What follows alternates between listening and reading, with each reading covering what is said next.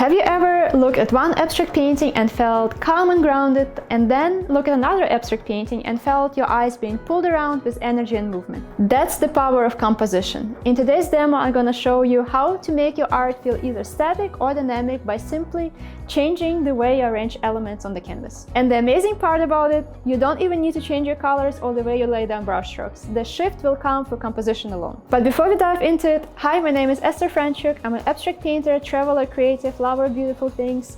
I make videos about everything around my art studio, my process, tips for artists and collectors, and so much more. So if you're new to the channel, make sure to subscribe and hit the notification bell so you will not miss any of the upcoming videos. We're gonna get straight into painting in less than 30 seconds, but before we do it, let's quickly define what composition is. It's basically arrangement of shapes, lines, and elements on your painting. Think about it like a skeleton or backbone of your art. The same colors and brushstroke can look completely different from the way they arrange. Aesthetic composition is stable, balanced, and grounded, and dynamic composition has more energy, movement, and drama. So now let's get to the painting, and I'm gonna demonstrate on these two pieces of paper. I just have thick watercolor paper. You can use any mixed media paper. Because I'm working with acrylic, so if you use oil, you need to have different surfaces, of course. So I'm gonna do static composition example here and dynamic right next to it, so we really can compare of how it looks. The size of those are approximately 18 to 24 inches, but I have a tape also here, so it's a bit less. But feel free to use any format you want if you want to paint along, or if you're just gonna watch.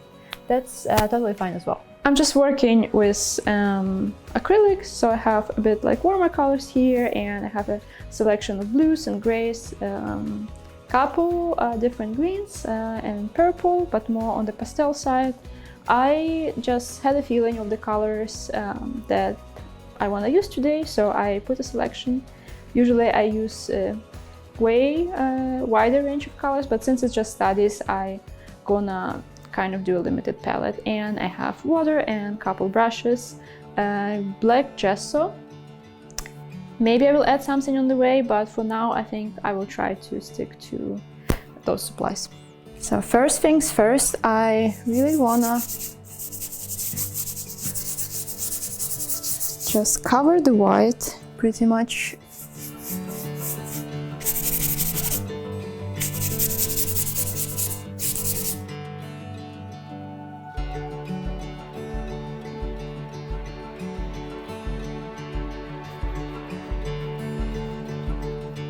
It always helps me to start with some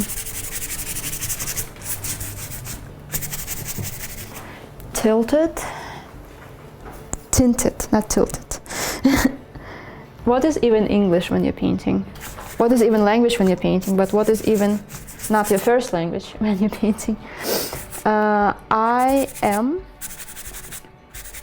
found it beneficial to tint, not tilt, tint the canvas or the paper wherever I'm working on with some base color. Here I use the selection of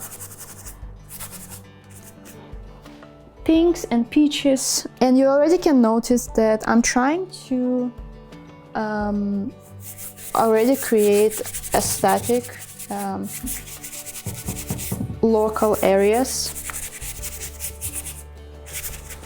I'm covering it kind of in patches throughout the whole canvas. I try not to do any crazy big moves from the beginning to avoid dynamic movement.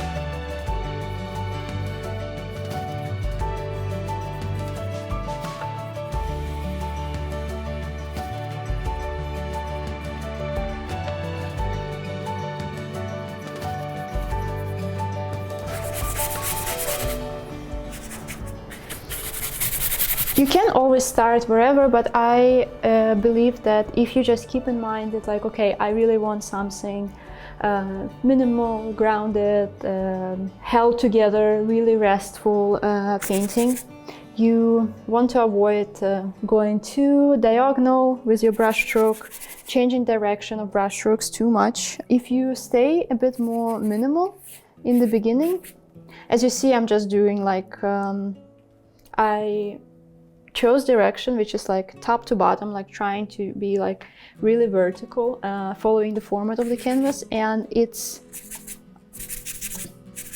way easier than to paint a bit too dynamic from the beginning, too random, and then try to pull on the more calm static piece. So as I want to make this painting more static, I'm trying to have just really collected vertical flow with all of the color patches.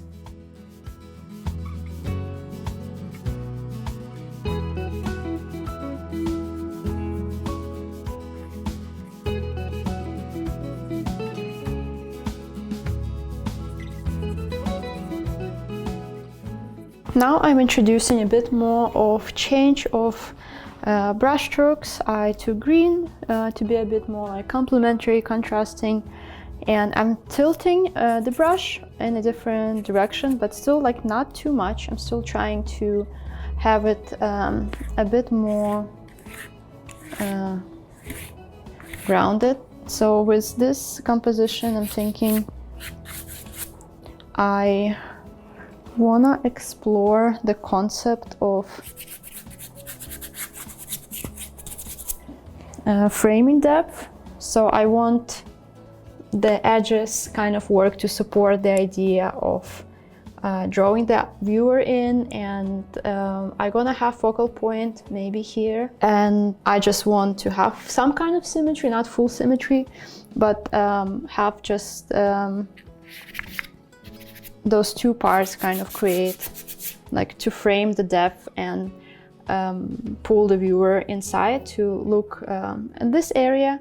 And I'm not gonna like crazy go through the edges. I'm trying to have some kind of ground here, a vertical here, some supporting edge on this side, but not too wild, so to say. Also, a note on static composition: it's usually stable, balanced, and grounded. It feels really solid and restful, almost like a statement piece that says, this is it and I'm here. So how do we create this effect? Usually through creating balanced, centered elements and equal weight on both sides of the canvas. A lot of times, symmetry plays a role here. Symmetrical layouts tend to feel calm and immovable. So I place shapes evenly, maybe centered, and I spread the weight equally so eye comes to rest. There isn't so much movement happening, and the painting feels way more quiet and steady in this way.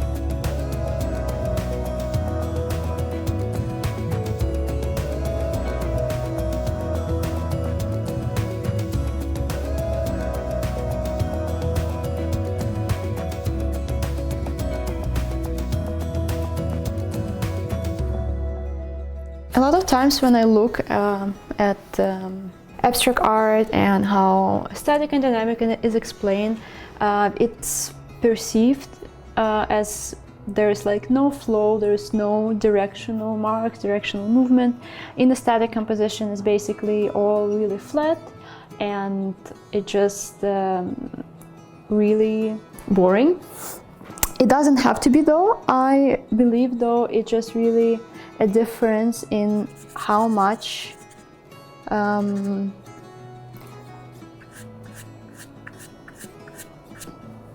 movement and transitions you create. You can have a really static and stable painting, but it still has a lot of points of interest and focal points, and it's really captivating to look at. It just has way less tension in between elements and parts of the painting. So what I'm doing right now, I kind of want to ground it and bring the focal point into here. So you see it's like really frames and locks the composition.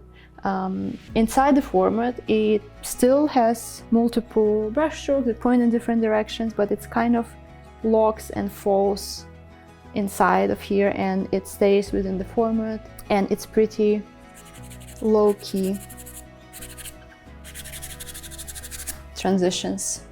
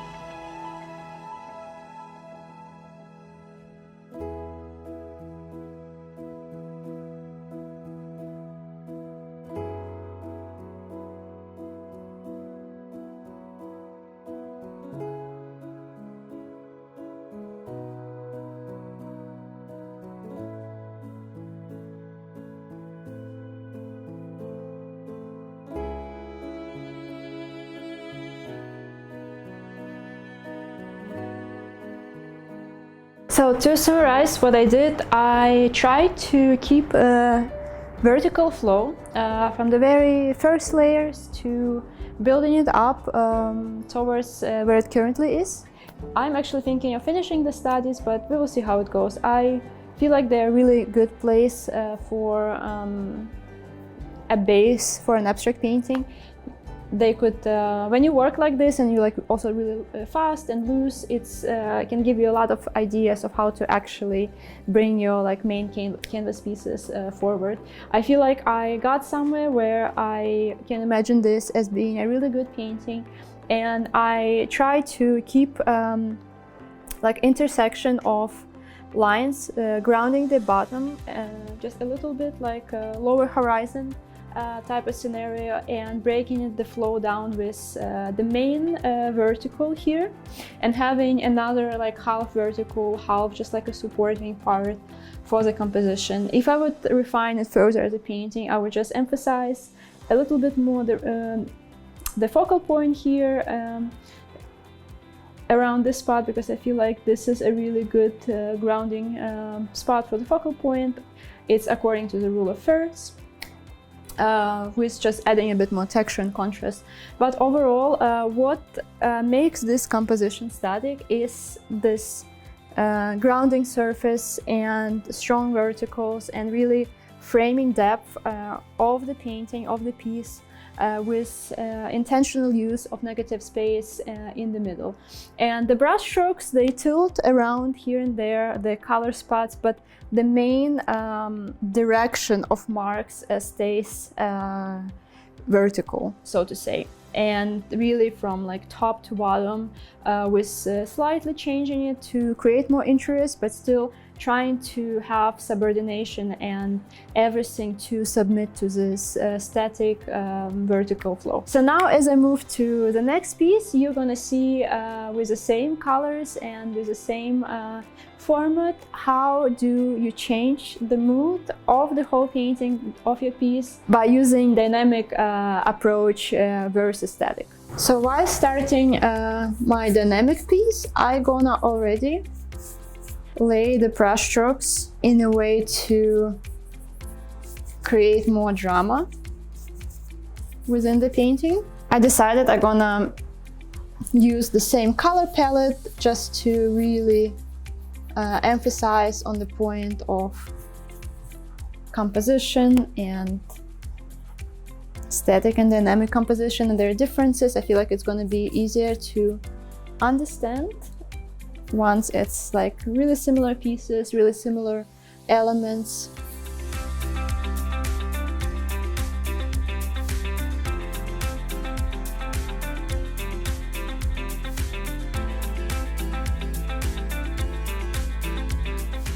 So I'm using a bit more tilted diagonal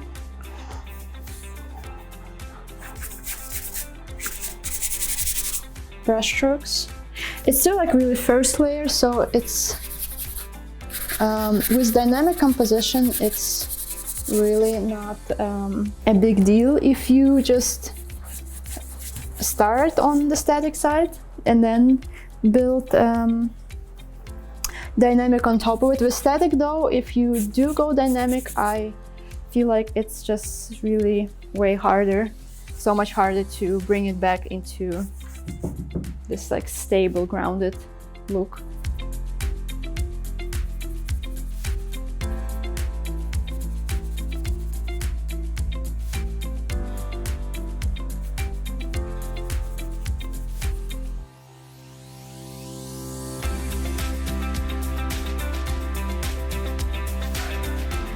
And you already can see how this piece gets just such a different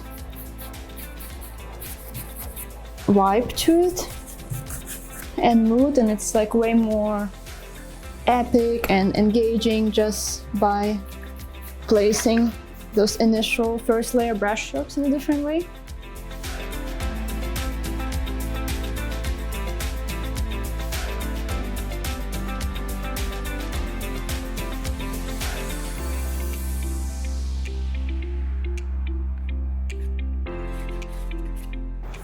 Added some palette knife for the texture.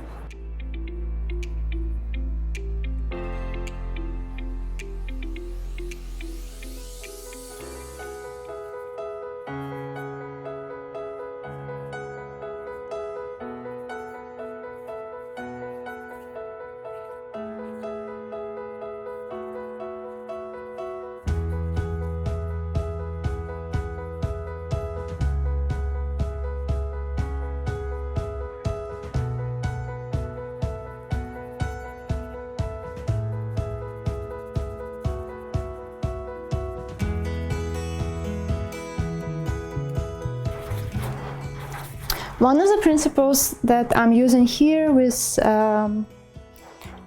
this dynamic composition is I'm really trying to think way more that the shapes and the composition stretches through the edges. It's not just it doesn't just exist within the framework of the paper that I'm using, but it kind of starts somewhere outside it and it ends outside of the format.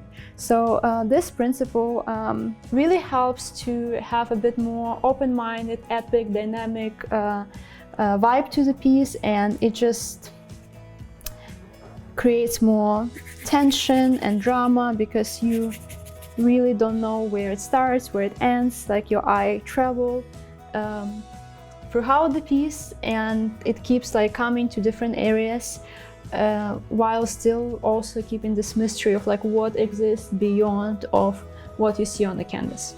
On the note of dynamic composition, it usually means movement, energy, and drama, and your eye doesn't rest necessarily. Instead, it travels around the painting. This is usually created by asymmetry, diagonals, or tension between elements.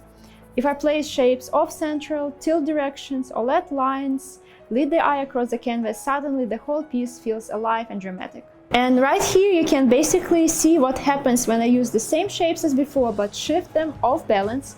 Immediately the composition just feels like it is in motion and the painting almost breathes differently. And just to clarify, neither of this composition, neither static or dynamic, is better than another one. It's just really up to you and what mood or perception you want a particular piece of art to carry.